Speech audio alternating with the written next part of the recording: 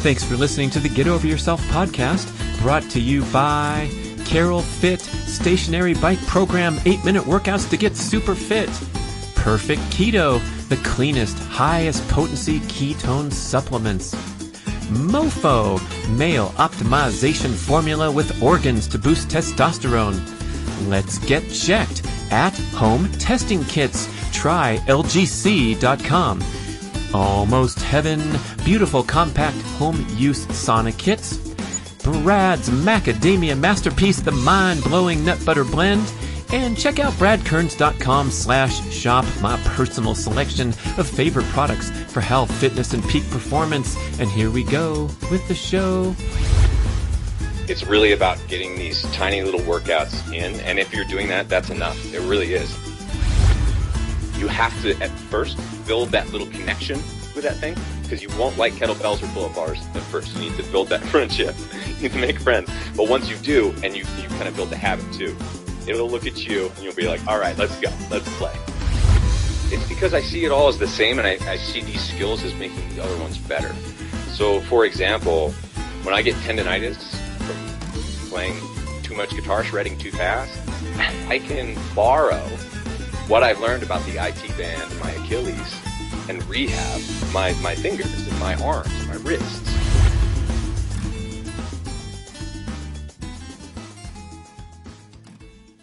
Introducing Let's Get Checked. It's a new company that makes comprehensive health, wellness, and peak performance metabolic testing more convenient than ever. You have to check these guys out right now. Go to trylgc.com/Brad, and you get a beautiful presentation of what they're all about. And what they do is at-home testing kits. That's right. They send you the kit in the mail to get the fluids they need, whether it's pricking your finger, urine, saliva. You just mail it in.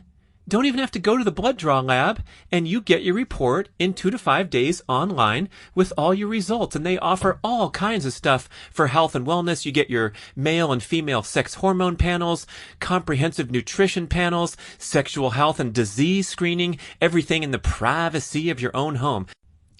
You know from listening that I've been a huge fan of going to the blood draw labs and tracking my numbers, especially my testosterone and my other adaptive hormones. Been doing it frequently, and that helps me really track the training and lifestyle patterns that optimize health and speed recovery, and also the stupid stuff that I do, overstress, overtraining patterns that trash my hormone levels, and then I can take corrective action.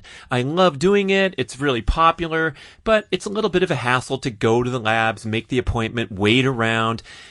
So now you just go to trylgc.com/Brad, get a 20% discount on all their tests, and everything happens at home. It's fantastic. And check this out. The results are reviewed by their physicians. And if anything concerns you, you can schedule a phone consultation with a nurse and have 24/7 access to their staff through your treatment and your resolution. Oh, these guys are revolutionizing modern medicine and self-quantification. You're going to love it. It's so simple. The website presentation is really great. So try lgc.com/Brad, automatic 20% discount, or you can use the code Brad if you're on their website. Otherwise, let's get checked, everybody. Introducing the fat-burning man himself, Abel James. How fun to catch up with this guy. I met him many years ago when he was a guest at our PrimalCon event in Austin, Texas, where he was living at that time, before he went vagabond on us, and he's going to talk about all that during the show. But we had him to come give a talk about healthy eating and his areas of expertise, and he said, hey, do you mind if I set up shop and play a few songs during dinner? And the guy comes out there with an entire one-man band set up, and he proceeded to just rock the house or the park with his electric guitar and numerous other instruments and accompaniments. Oh my gosh, what a multi-talented guy. And as you'll hear in the show, he has a long career as a musician, but of course is known for his promoting of authentic ancestral living experience, which he has taken to the extreme with his travels and settling in this wonderful spiritual stopping point of Crestone, Colorado with his wife, Allison. He wrote a book with Allison called The Wild Diet, and they've been promoting that successfully for several years.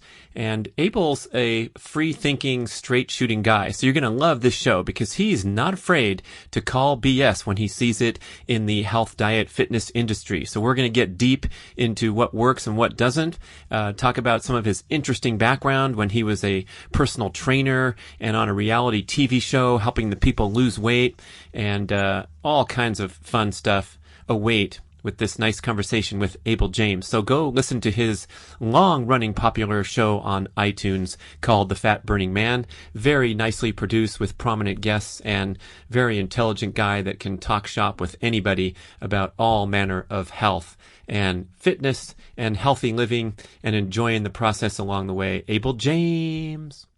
It's Abel James. Thanks for joining me, man. I'm psyched to be here. This is going to be fun. It's been a long time since we hung out in person down in Austin, and I catch up to you here and there, but you're a man on the move.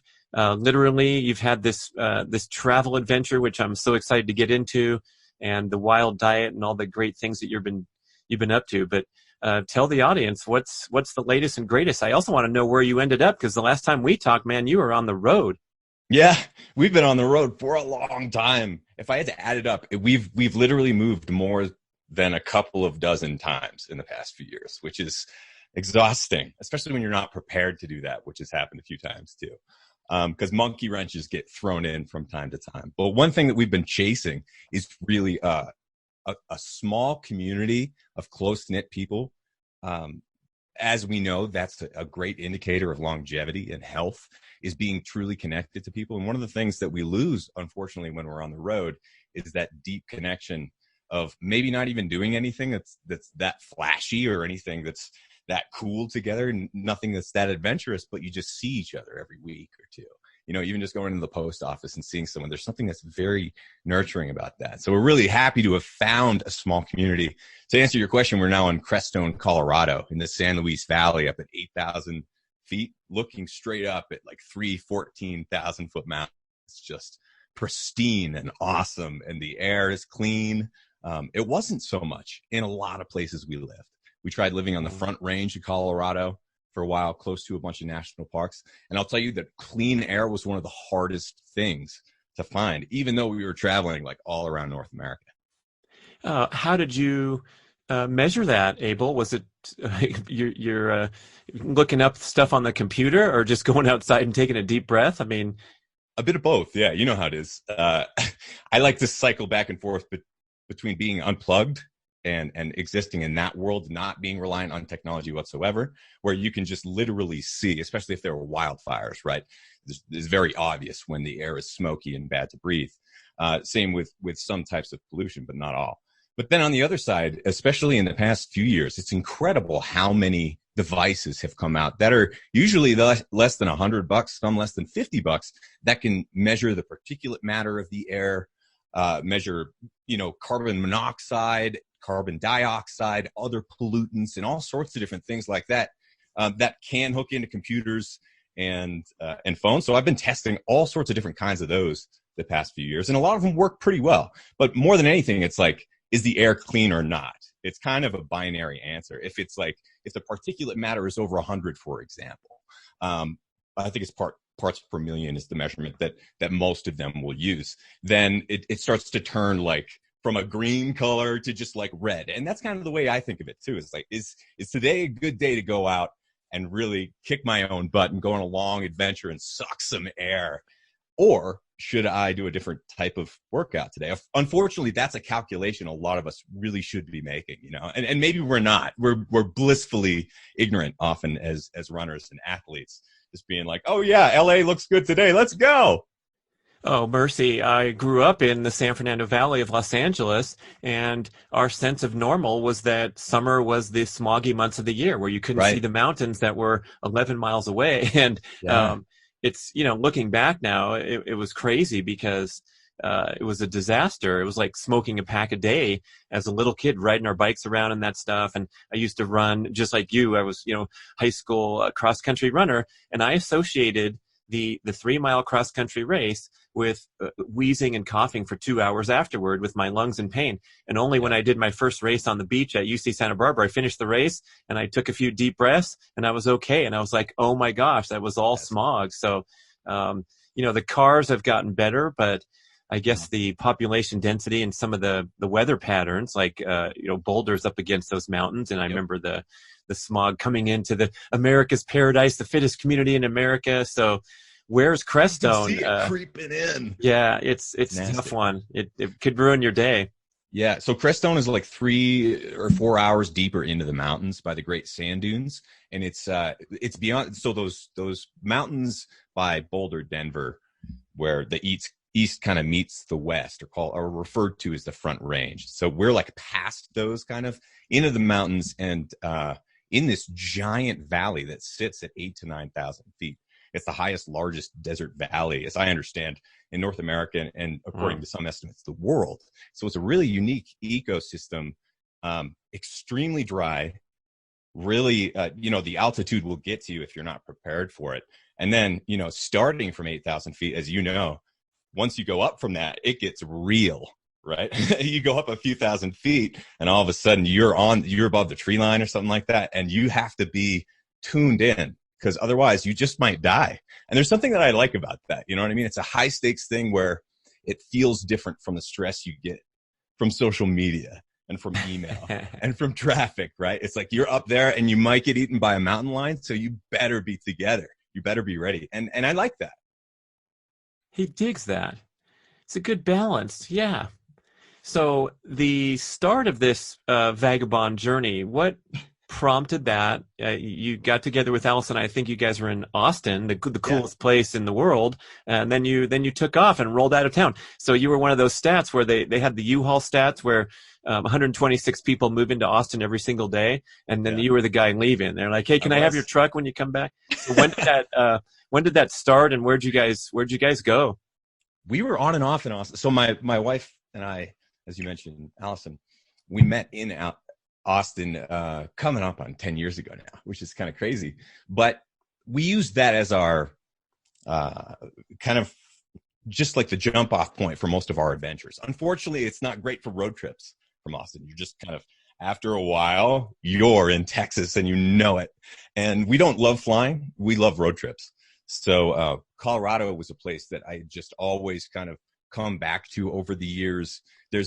I grew up in New Hampshire in kind of a tiny mountainous community, and I feel at home in the mountains for some reason. So even in Austin, although it's a great place, it's becoming a lot more urban than it was than compared to 10 years ago, a lot more expensive. A lot of my friends who were more in I was playing more than 300 gigs a year. Most of the years I was in Austin as a musician. And so I saw so many places, most of the ones that weren't expensive, that weren't super classy, that weren't, taking over the city, get shut down. A lot of musicians have to move out because they couldn't afford it after a while. And my heart just started like hemorrhaging.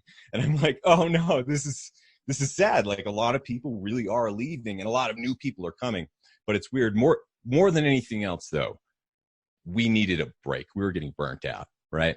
I'm sure you can understand that. And a lot of people on the Primal Blueprint team, we all come against this from time to time. We work so hard and we love working, and you don't even realize how overworked you are sometimes. So we needed a break. We needed some time, especially after that TV show and all the crazy stuff that happened after that. We needed a break. So we went to the mountains. At first, we went to the Smoky Mountains over in Tennessee, lived there on and off for about a year.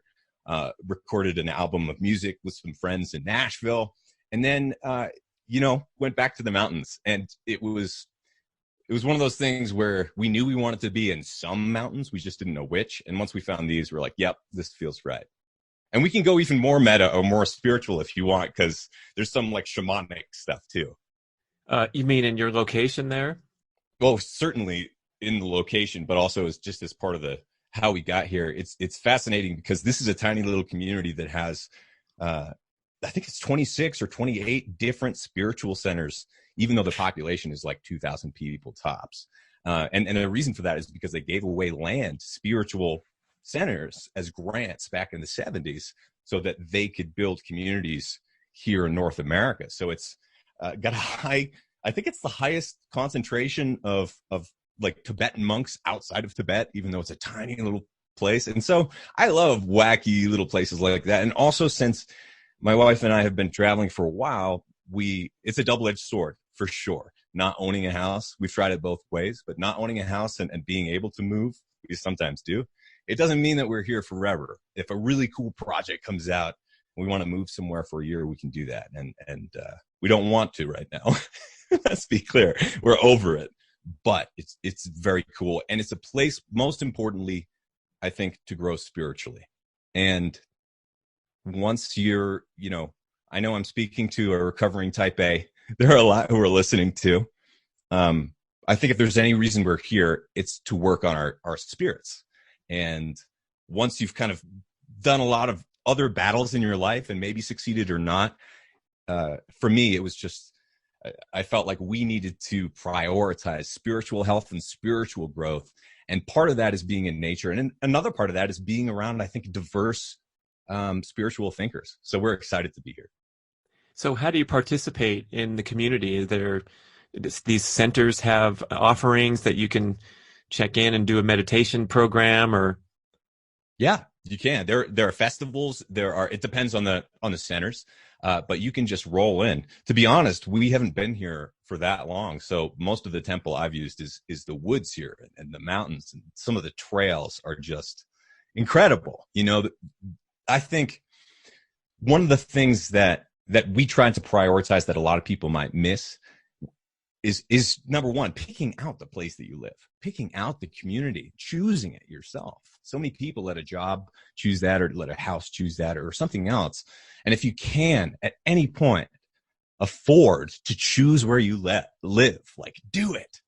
Try. And you might be wrong. We've been wrong many times. It's good to be wrong, because then you know what you definitely don't want. But one of the most important things, we have a dog, and a lot of people do. A lot of people are supposed to get out and walk. And if there's not something appealing and enticing in that like 5-minute bubble around your house, it's kind of rough. It's a lot harder to get outside and just go enjoy it. If you're just living in Santa Barbara or Miami, that's pretty cool. I mean, you can make that work in one way or another. But if you're living right up against some place that's blasting you with exhaust from some commercial vent or whatever, every time you walk outside, and we've lived in places like that too, it's a lot harder to make these changes in our lifestyle to be more active that we all need to if we want to live up against this crazy world we're living in. Yeah, it seems like there's a balance here, because I really appreciate how people make things work wherever they are. And you see people in New York City doing Tai Chi in Central Park, and then who knows where they're headed off to after on the subway.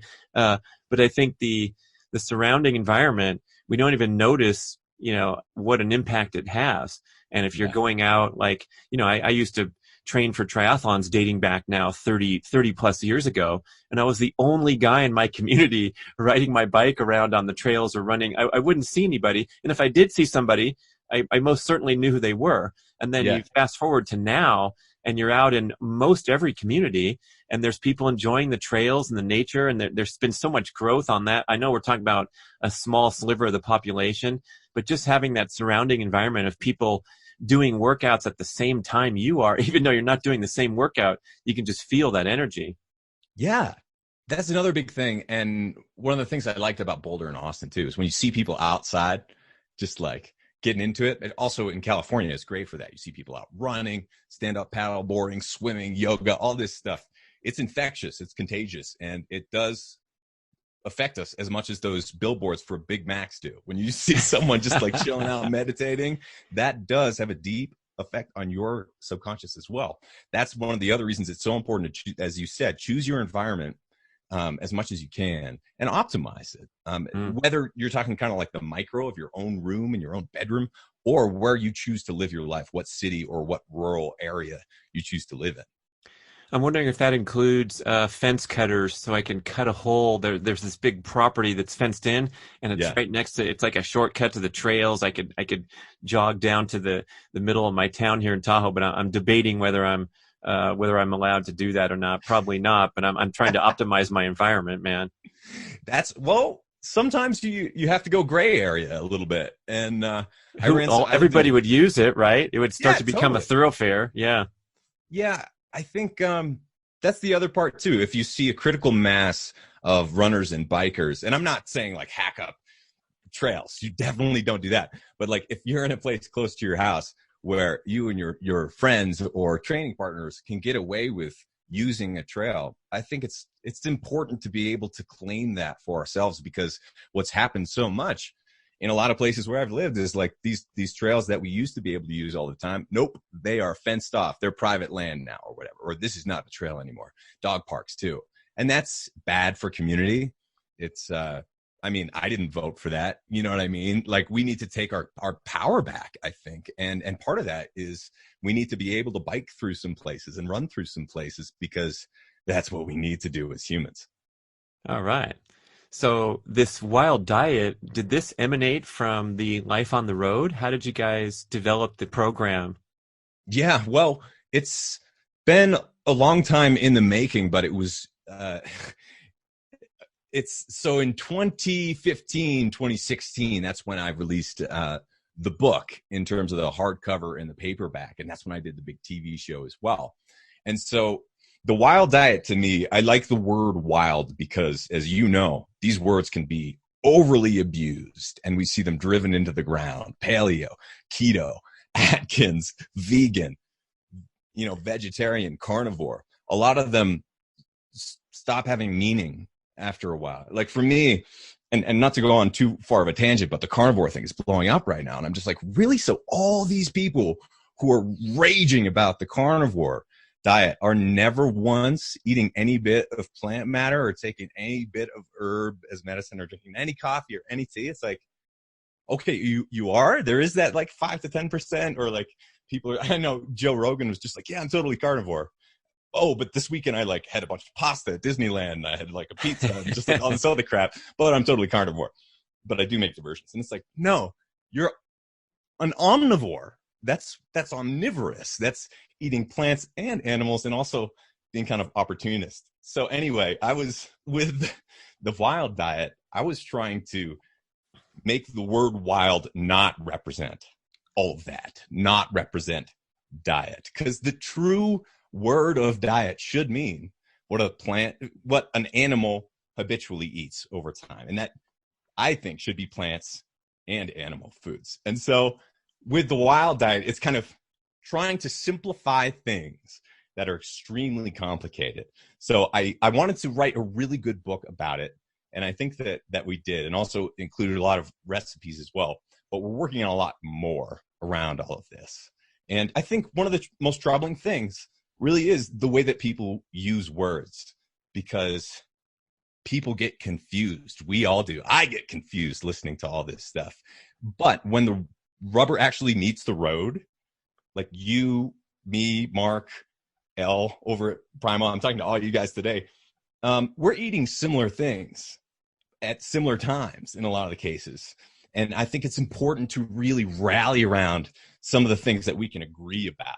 Whole Nice. foods, real foods, eating like our ancestors did, moving like our ancestors did.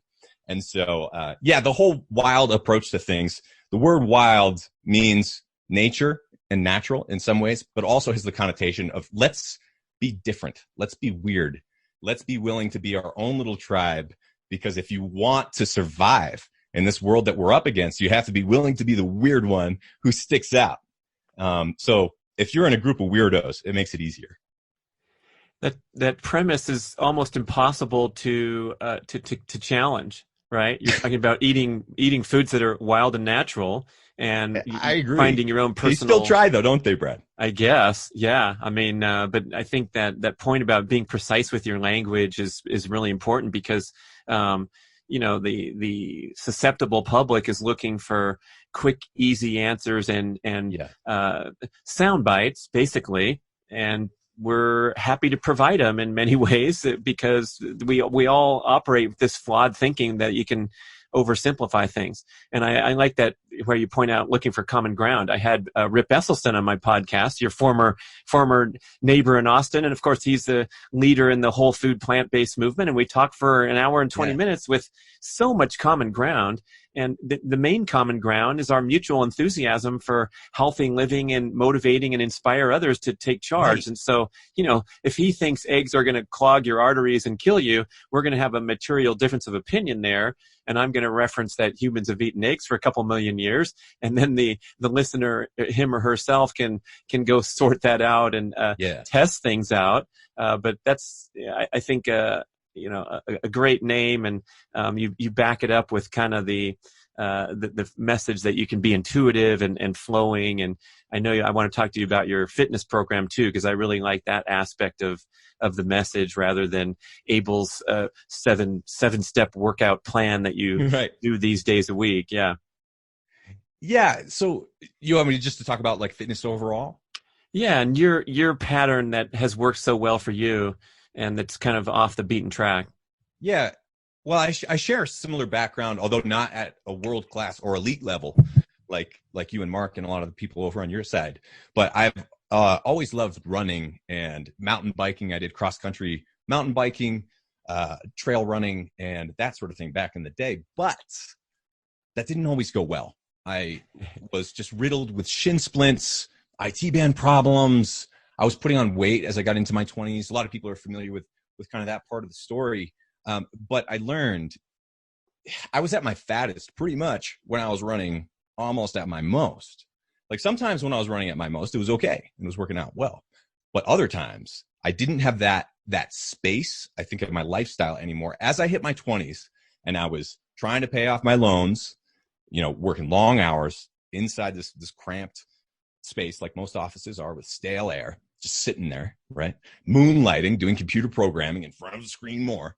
And then moonlighting again, playing music like into the wee hours of the morning, getting paid in shots sometimes, tips and shots and just whatever.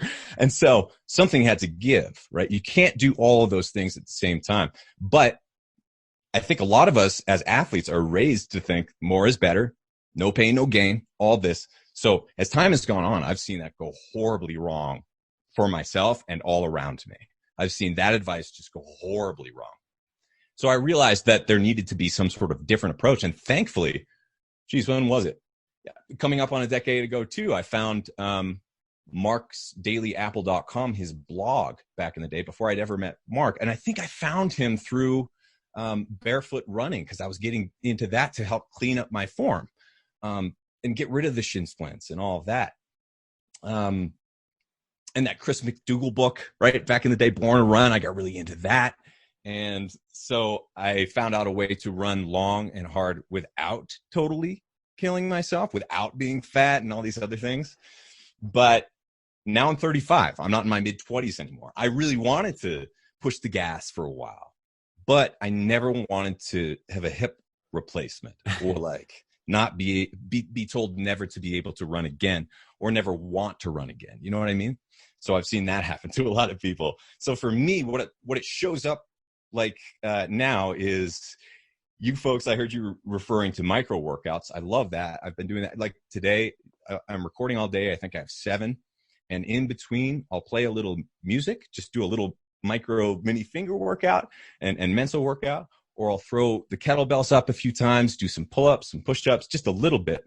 But actually, I'd like, Brad, you to say the way that, I can't remember exactly how you described it, but when you were talking about the micro workouts, it was basically the amount of weight, an obscene amount of weight that you have collectively kind of like pulled or moved over time invisibly in your life. Can you just cover that for a sec? Right. I was just talking about my hex bar that's in my side yard, and it happens to be on the way to the garbage can. So if I'm, taking out the kitchen garbage or whatever reason I'm popping out to the side yard, I'll do as little as 1 set of deadlift. So if I have 200 pounds on there and I do 8 reps, that's 1,600 pounds that I lifted while throwing the garbage out. And if you take that routine. And then some days I'll go there and maybe I'll do 2 or 3 sets, right? And I'll actually have a little fun and spend 6 minutes at my micro workout instead of 1 minute. But anywhere in that range, I think people can get the idea. The other one I reference is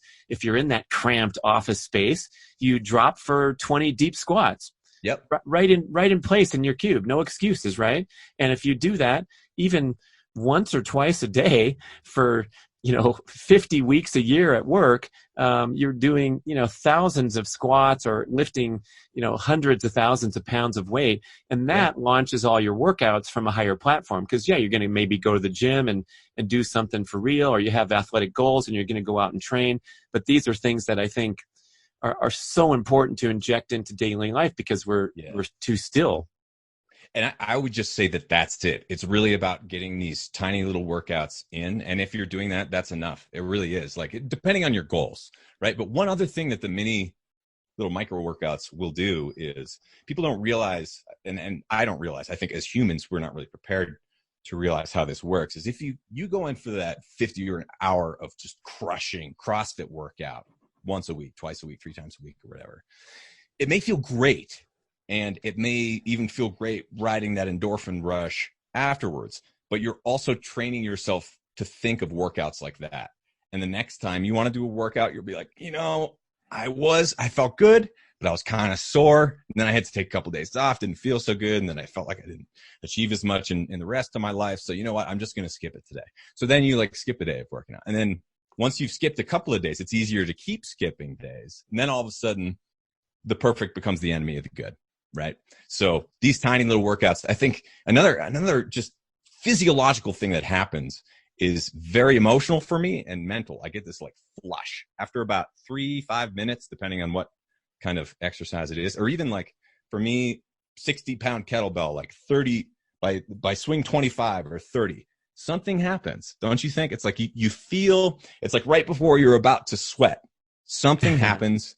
And I like that.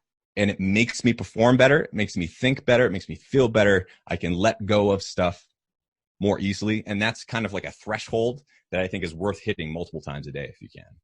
Yeah, I think you're possibly reoxygenating the brain and boosting fat metabolism, because there's research that shows that being still for as little as 20 minutes will increase insulin resistance and decrease glucose sensitivity and reduce cognitive function. We're just not meant to sit there and problem solve for more than 20 minutes straight. That's why the dealers in Vegas work, I think they work in a 40-20 pattern. So it's for every hour of work, they're sitting around for 20 minutes because it's so intense while they're on that 40-minute binge. Same with the air traffic controllers. So if we can they figured out that those people really need to be sharp when they're controlling air traffic, whereas we have our own devices in the office.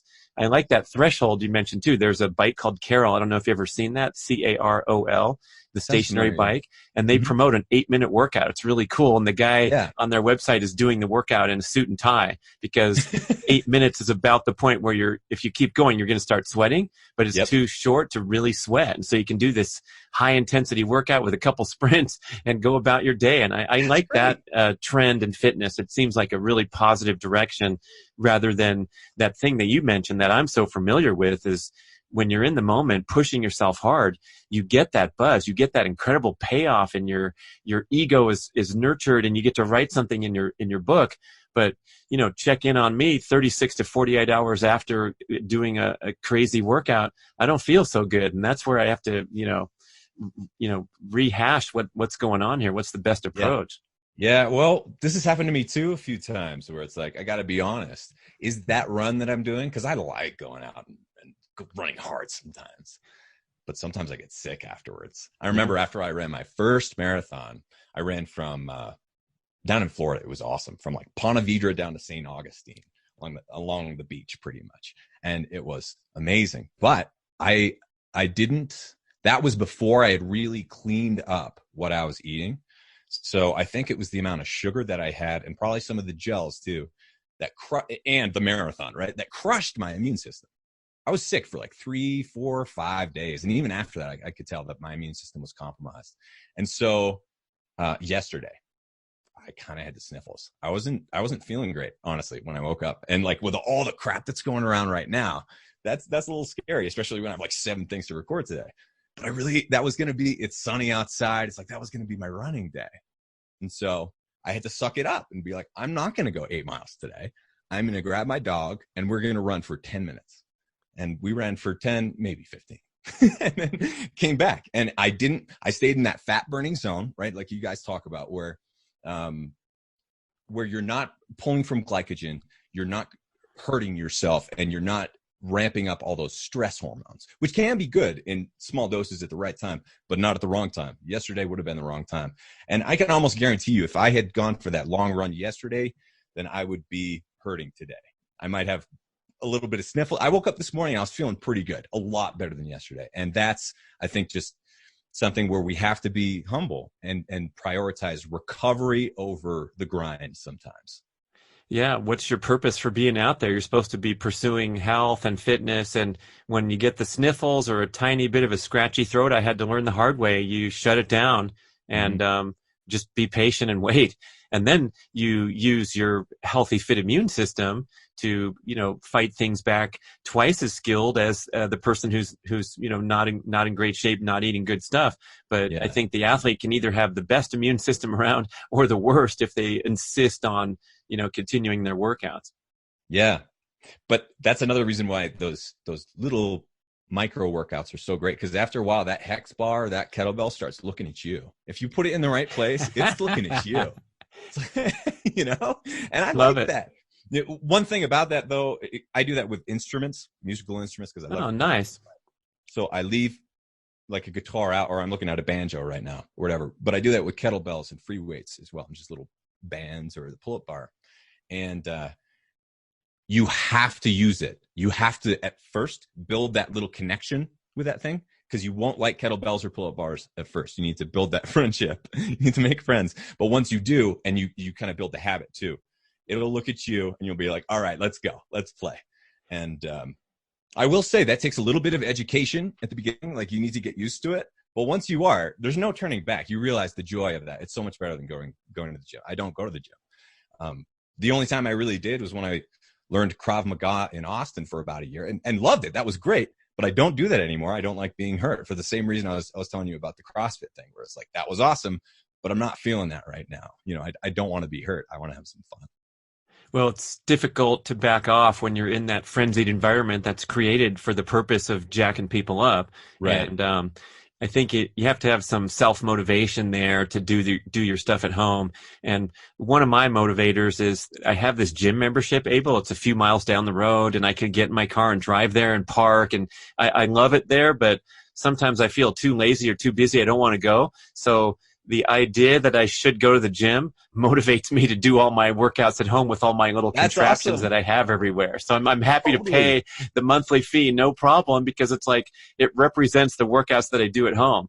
And yes. I think those little tricks that we play, I mean, we're goofing around here with your banjo talking to you, but I think that's a really profound statement. I've never quite heard it that way, that you place these things, surround yourself with, and maybe you have some crystals, a banjo, a kettlebell. Yeah. The whole scene there is trying to create an energy around you.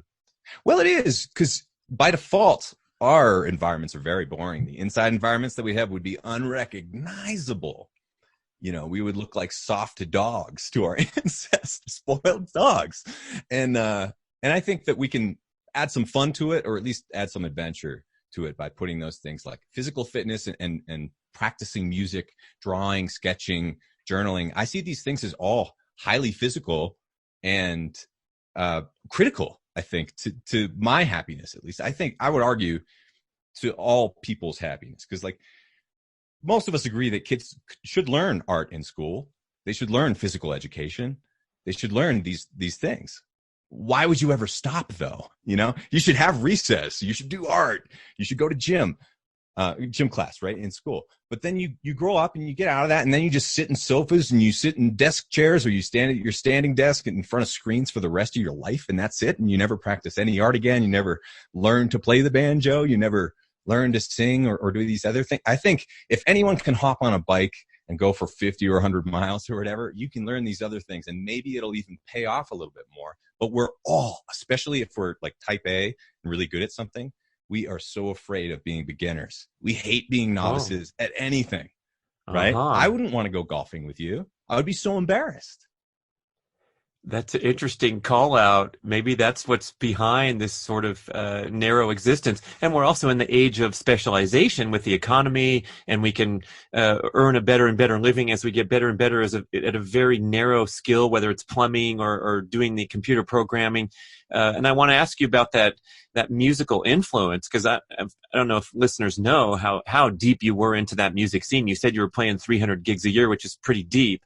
But the fact that you continue to pursue that, mostly as a hobby now, but how does that weave into your ability to be the best you can be in your career and your area of expertise in healthy living?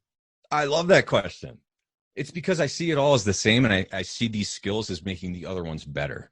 So, for example, when I get tendonitis from playing too much guitar, shredding too fast, I can borrow what I've learned about the IT band and my Achilles and rehab my fingers and my arms and my wrists.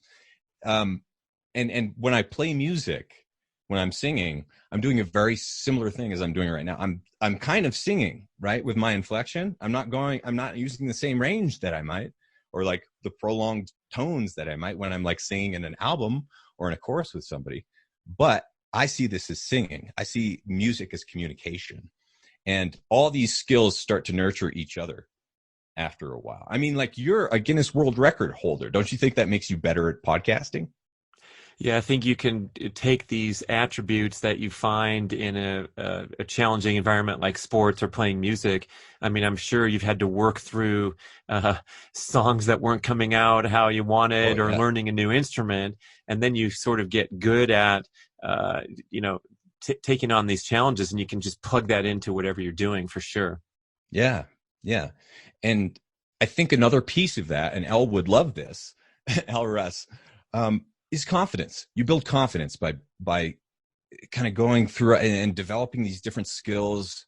I love hanging out with kids. My wife has a large family with tons of kids.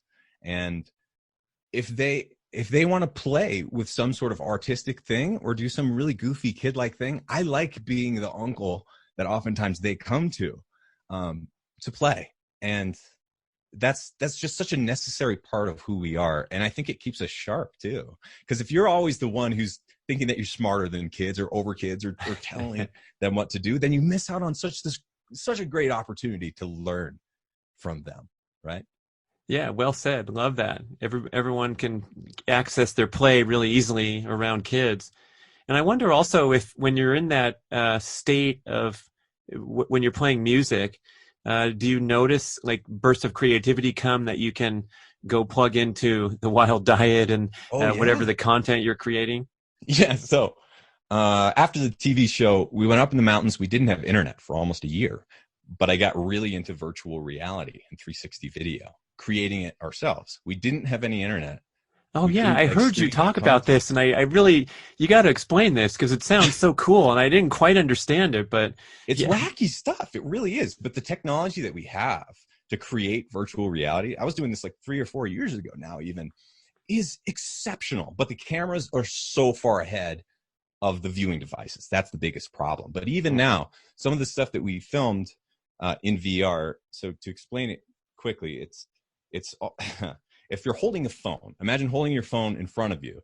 And as you turn your phone, like Google Maps or any of those like Pokemon Go or whatever, the image that it's showing you corresponds with where you're looking in 3D space. So you can look all the way around. Whether you're in a headset, it's very cool because you're looking around a globe as if it's real life. But you can also do 360 videos in VR with phones. But anyway, we were recording a ton of VR, nature photography, getting up close with some of the animals of Colorado, kind of like putting the camera in certain places. So that was part of it. But playing music was another big part. And I decided to, like I said, because we didn't have Netflix, we didn't have Amazon Prime, we weren't streaming any content. So all the content we had was like literally what I was making for my wife to make her laugh. So I would put on a show like most nights and just play a bunch of different instruments and make up songs, and did over 300 of them, I think, after a few months. And a lot of them are terrible, totally terrible. And it was so much fun. But what happened after that is it kind of opened by being willing to look extremely silly and bad at things that you're good at. It kind of like opens this can of worms where I suddenly wrote a book of poetry in like the span of a few months after I did that musical exercise, where it just kind of like flowed out. I woke up in the morning and I'm just like, I feel like making some rhymes because I'm mad about what's happening in the world. And I know that I'm not allowed to say certain words on my podcast, or else I'll be shadow banned and censored. And I don't like that. So I got true, Abel? What's that? Is that true? Oh, that's true. So I wrote a whole book about some of this stuff, and I really felt that it was a cathartic and necessary experience that a lot of people should be going through, that we used to all the time, like these cowboy poets, and like a lot of people from like my grandparents' age. We just lost our grandmother in her 90s, but she lived a long and wonderful life, and they weren't afraid to make up silly rhymes for each other. They were all at weddings, at family functions. They were writing silly rhymes and trying to make sense of the world and calling out hypocrisy and injustice. And we can use, if you learn how to practice art a little bit and then have fun with it, then you can use it to say something. And so that's what I've done with my new book that looks very silly. It's called Designer Babies Still Get Scabies. But I kind of worked in some pretty serious stuff in there. And I'm really psyched because it seems like even though it could and will kick the hornet's nest to some degree, most of the people who have read it so far and listened to it appreciate the honesty and calling out of some of the stuff that's going on right now. Yeah, what kind of stuff really bugs you now? You can transition from health and fitness to whatever else is on your mind, but I know you've had a long crusade against some of the BS that's right in our world here. Yeah. I think one of the things that's increasingly frustrating is seeing how many of the big names and influences come from the top down, with top down narratives and agendas, without the people on the other side, the viewer base, knowing that. So for me, being on that reality TV show, Primetime on ABC and all this stuff, you get to see how the world works kind of from behind the scenes, and backstage is ugly. So sometimes I feel like I can see a little bit too much. And I'm sure you've been in the health industry, and Mark has as well. It's like some of these keto products that come out that are packed with sugar and frankenfats. Some of these things that, I'm sure are going to be carnivore products, and I'm sure people have tried to put primal on things that aren't primal at all, and paleo. It always happens. So we got to be careful, and we've got to take our power back. And I think that comes really from simplifying ideas and starting to rally around them. So, yeah, that's just a long-winded way of saying that I think we need to take our power back, and we need to be clear about what we deserve, because I started up my podcast because I was mad that Jillian Michaels had the #1 podcast. I was really mad that The Biggest Loser, the No Pain, No Gain, was telling everyone, this is how it happens. This is how it works. And if you're fat, that's because you're not good enough. And me being fat and being on the other side of that, because I followed that type of advice that I found in the running magazines, that I found on TV, that I found from all these big names and faces, they were lying to me. And I don't like that. I don't like seeing people out there just lying and getting away with it. And right now I feel like there's very little accountability. How do we establish more accountability? It's up to us, I think, because to some degree, it's easy for these different health movements, mini movements, the ancestral health movement, to get stomped out and snuffed out by powerful interests, mostly follow the money. And they can squash anyone, or they can blow anyone up to make them look really big. So I think there's just a deep difference between an Insta trainer, right? These people who just pop up and all of a sudden they have millions of Instagram followers or whatever. That doesn't mean that they know anything about anything except for social media and how to buy followers or whatever. Whereas you and Mark, for example, I had a great time yesterday and this morning just watching some of your content and the many interviews you've done over the years.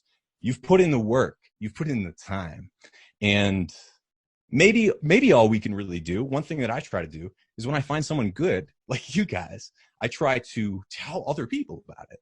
I try to say, here's one of the good ones.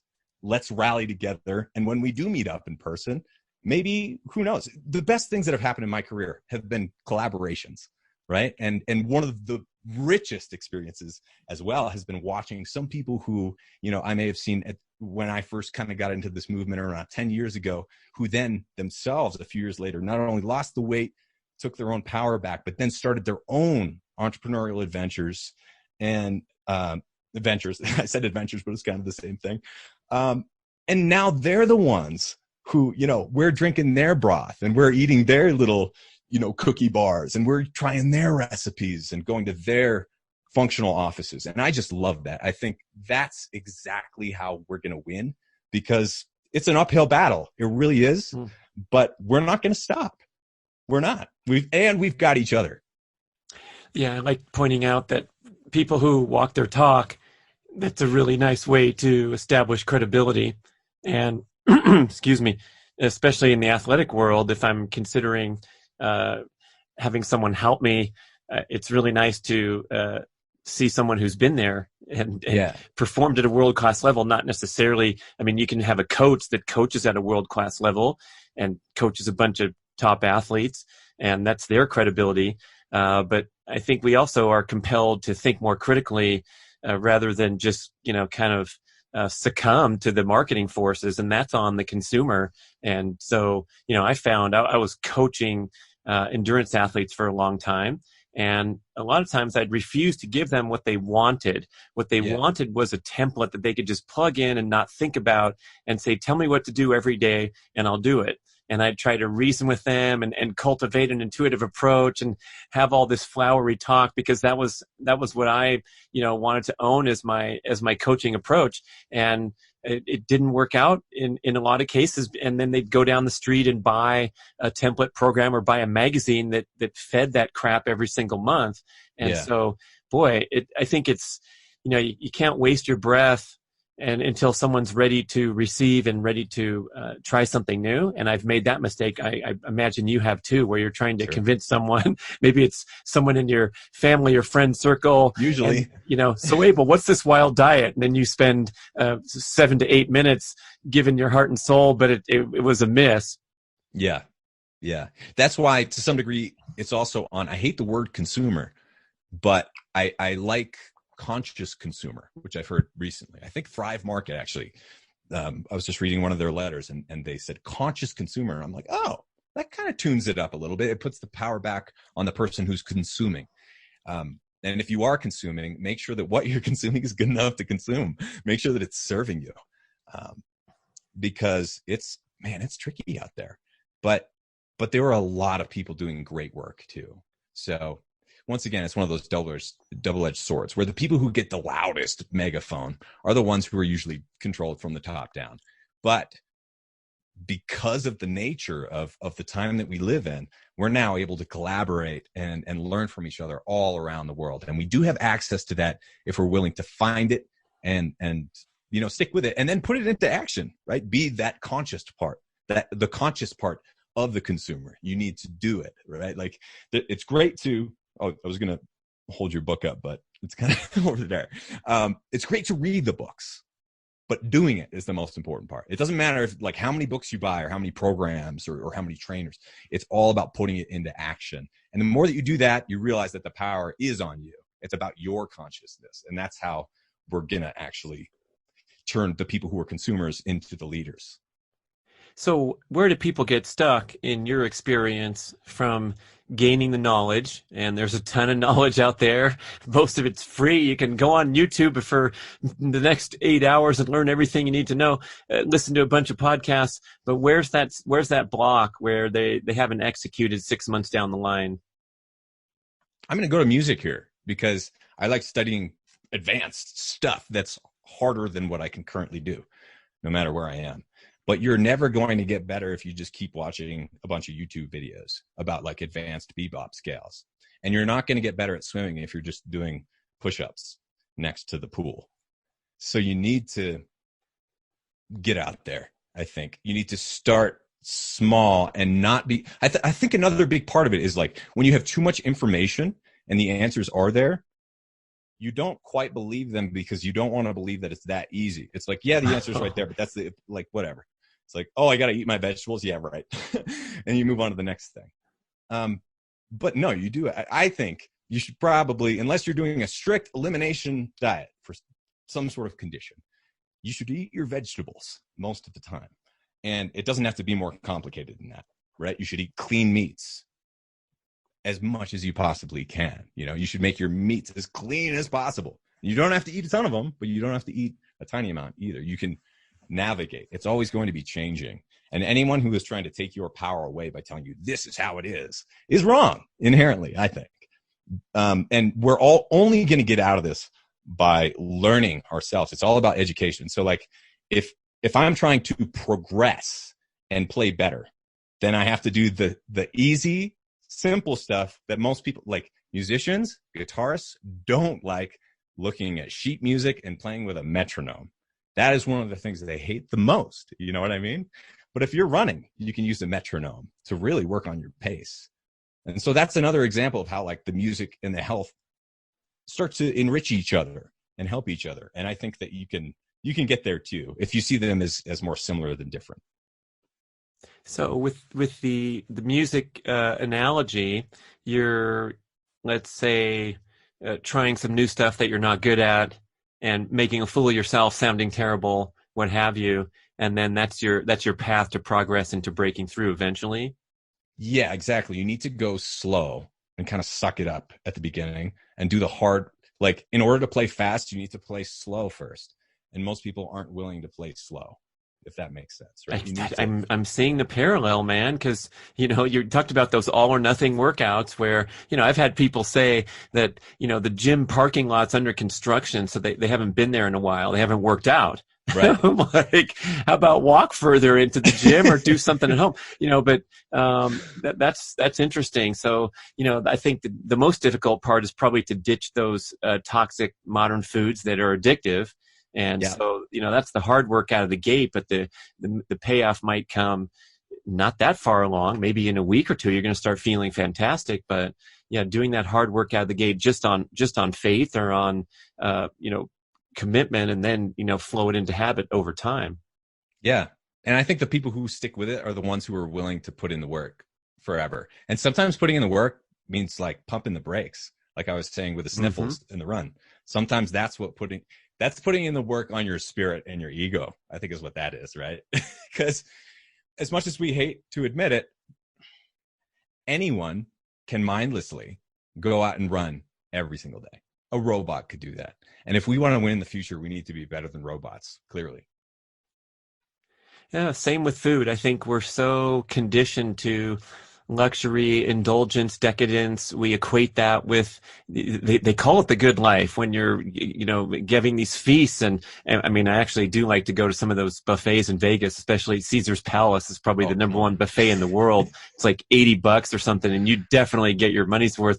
So once in a while, thumbs up. But I think when we're conditioned to constantly be satisfied and never be hungry and never have, you know, always have the more, that can really get in the way of healthy living. And so then you have to kind of throw these balance points in where it's like, well, you know, maybe getting hungry once in a while is a fantastic health benefit, and it's going to make me appreciate my meals even more than constantly having the snack jar to go to.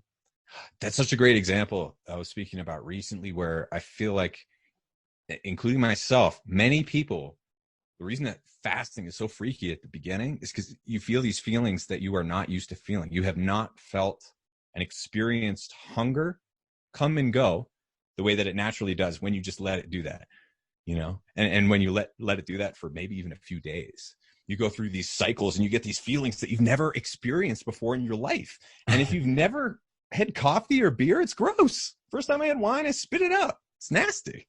You know, you kind of have to it's education. Your body has to learn the connection between the right things and the wrong things. So you started that podcast because you were pissed at Jillian for yelling at people and shaming them into temporary weight loss. A good reason to start a podcast.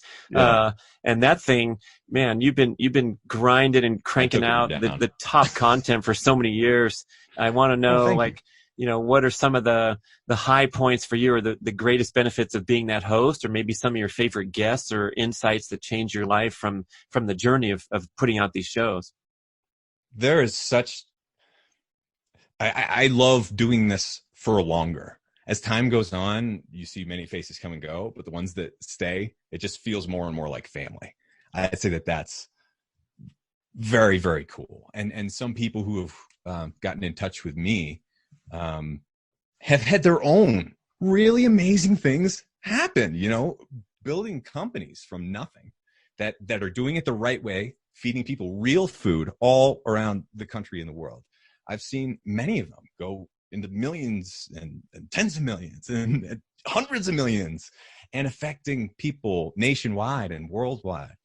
And that's been really cool. On the other side, I've seen very amazing and well-meaning movements kind of get stomped too, and unfairly dismissed or completely slandered in a way that's unfair.